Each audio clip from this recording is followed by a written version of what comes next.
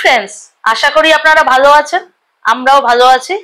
আজকে আবার একটা নতুন ব্লগ নিয়ে চলে এলাম, কিন্তু আজকে সন্ধ্যেবেলা ব্লগটা করছি এই কারণে, কারণ সকালবেলা আমি একটু বিজি ছিলাম কিছু পার্সোনাল কাজে। আমি অ্যাকচুয়ালি রোজই মানে বিকেল 3টে থেকে কিছু অনলাইন ক্লাসেস নিই। সেই অনলাইন ক্লাসেস গুলো MA MBA এবং কলেজ স্টুডেন্টদের ইংলিশ ক্লাসগুলো করায়।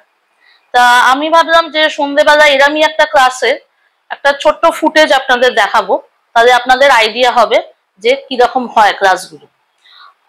এমনিতে ক্লাসটা তো হচ্ছে আপনার 2 ঘন্টা, তা 2 ঘন্টার ফুটেজ তো দেওয়া যাবে না, তাই আমি জাস্ট শর্ট 5 মিনিটের মতো একটা ক্লিপিংস আপনাদের দেখাচ্ছি। ওকে, আমি ক্লাসটার সঙ্গে অ্যাড করে দিচ্ছি।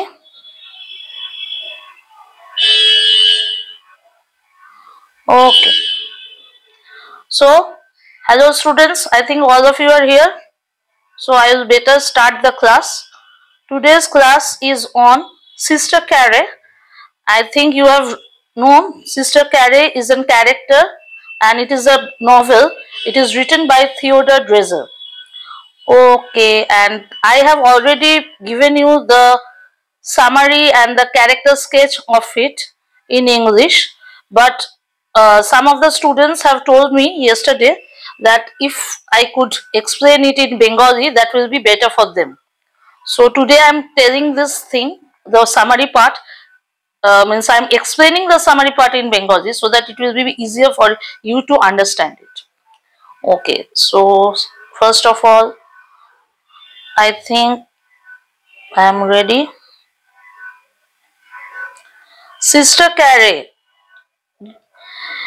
সিস্টার ক্যারে হচ্ছে দুটো চরিত্রের গল্প। একটা হচ্ছে ক্যারি মিরর, যে একজন সাধারণ মেয়ে যে খুব কম বেতনের একটা কাজ থেকে একজন অভিনেত্রীতে পরিণত হয়েছিলেন, এবং জর্জ হাউস্টেড, তিনি একজন উচ্চ মধ্যবিত্ত শ্রেণীর সদস্য ছিলেন। তিনি খুব বড় আরামদায়ক জীবন যাপন করতেন, কিন্তু আস্তে আস্তে তিনি কি হয়, তিনি রাস্তায় নেমে আসেন। ক্যারি এবং হাউস্টেড কেউই কিন্তু তাদের ভাগ্যের ওপর জীবন নির্ভর করেনি, তাদের একটা এলোমেলো পরিস্থিতির মাধ্যমে নির্ভর করে। তাদের সাফল্য এবং ব্যর্থতার কোনো নৈতিক মূল্য ছিল না।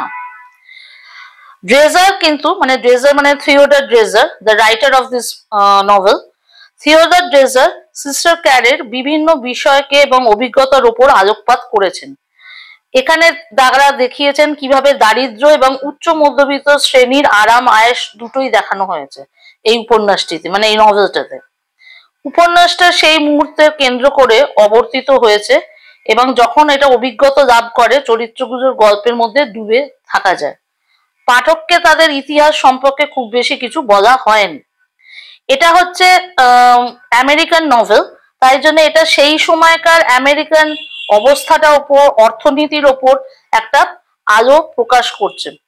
এই তখনকার দিনে যারা গরিব লোক ছিল তারা চাকরির জন্য বড় বড় শহরে ছুটে যেতেন। সিস্টার ক্যারেও কিন্তু সেরকমই একজন ব্যক্তি ছিলেন। Now if you have any questions you can ask me, and if you don't have any questions you can go through this thing again, the summary part, and then you can ask me later. Now we will start with the character of Sister Carey. Means the character sketch, I have given you the analysis in your numbers, so you can check it out. Carey is the central character of the novel. Carey হচ্ছে একটা central character ছিল এই নভেলের, কিন্তু সে কোনো ordinary protagonist নয়। খুব courageous, honest এরকম তিনি একদমই ছিলেন না, বা ইন্টেলিজেন্ট বা আনসেলফিশ। তাই জন্য ড্রেজার এটাকে লাইফ অ্যাজ ইট ইজ একবার এরম ভাবে পোর্ট্রে করেছে। ক্যারে has a little influence over the events of the novel. ক্যারে কিন্তু খুব অল্প ইনফ্লুয়েন্স আছে এই নভেলের ওপর, কারণ তার অ্যাকশনস আর ডিসিশনস গুলো খুব প্যাসিভ ভাবে দেখানো হয়েছে। She is sent to Chicago by her parents. তাকে শিকাগো পাঠানো হয়েছিল তাদের প্যারেন্টস দ্বারা। সিডিউস করেছিল ড্রাউয়েট and abducted by Herstood.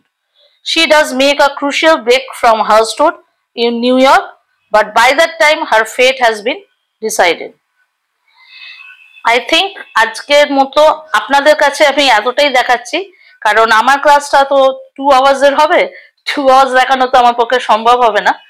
তাহলে এটা হচ্ছে আমার আজকে ছোট্ট ব্লগ। কারুর যদি কোনো এরকম ইংলিশ ক্লাসের উপর বা কিছু যদি জানার ইচ্ছে থাকে আমাকে আপনারা কমেন্টস করতে পারেন। ওকে, বাই, টেক কেয়ার।